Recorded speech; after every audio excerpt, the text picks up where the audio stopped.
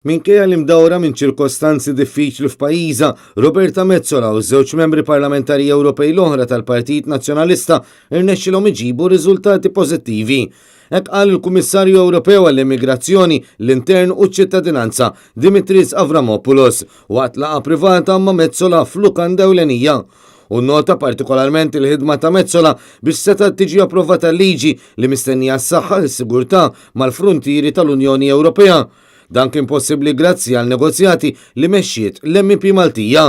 Fil-waqt li awgura lilha u lill-kollegi tagħha għal kontinwità f'ħidmithom, il-Kummissarju Ewropew qal li 3 MPs tal-Partit Nazzjonalista kienu eċċellenti f'ħidmithom.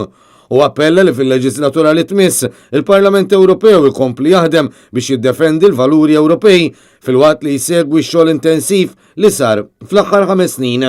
Minnaħa tagħha Roberta Metsola qalet li l-portafol tal-Kummissarju Ewropew u wieħed kruċjali għal pajjiżna. Fil-fatt esprimiet is-sodisfazzjon tagħha li grazzi għal ħidma tiegħu wkoll l-Unjoni Ewropea rnexxielha ssib bilanċieraq fil-politika tal-migrazzjoni.